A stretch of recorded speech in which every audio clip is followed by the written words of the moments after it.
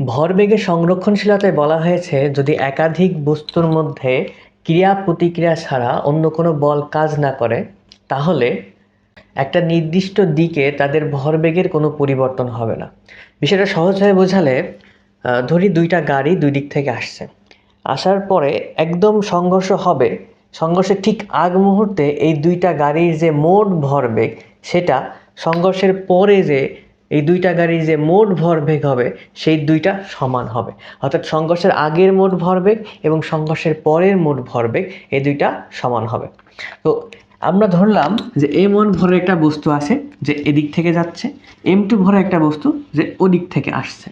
তো সংঘর্ষের ঠিক আগ মুহূর্তে ধরলাম m1 ভরের যে বস্তুটা আছে এর বেগ হচ্ছে u1 আর m2 ভরের বস্তু যেটা এর বেগ হচ্ছে u2। এখন যদি m1 ভরের বস্তুর বেগ u1 হয় তাহলে সংঘর্ষের ঠিক আগ মুহূর্তে m1 ভরের বস্তুর ভরবেগ কত? ভরবেগ হবে m1 u1 এবং m2 ভরের বস্তুর ভরবেগ কত হবে? সেটা হবে m2 u2।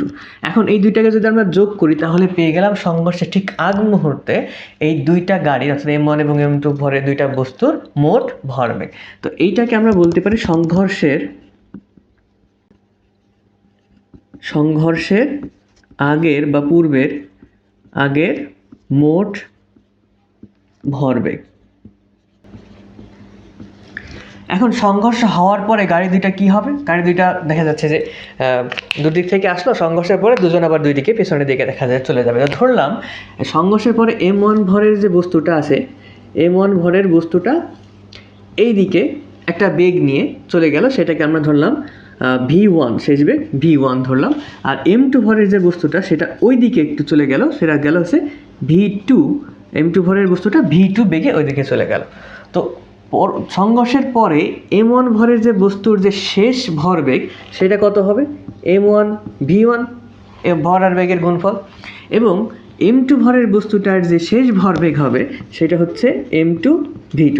এখন এই দুইটা যোগ করলে যেটা পাবো সেটা হচ্ছে মোট ভরবেগ, সেটা হচ্ছে সংঘর্ষের পরের। তো আমরা এইটাকে বলতে পারি সংঘর্ষের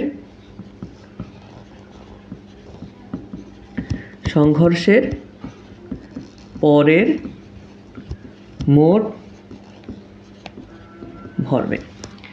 এখন সংরক্ষণশীলতার সূত্র হিসেবে আসলে এই সংঘর্ষের আগের মোট ভরবেগ এবং সংঘর্ষের পরের মোট ভরবেগ আসলে সমান। যদি এই দুইটা সমান হয়ে থাকে তাহলে এই দুইটার মানও সমান। তাহলে আমরা এটা লিখতে পারি যে m1 e1 plus m2 u2 সমান m1 v1 plus m2 v2।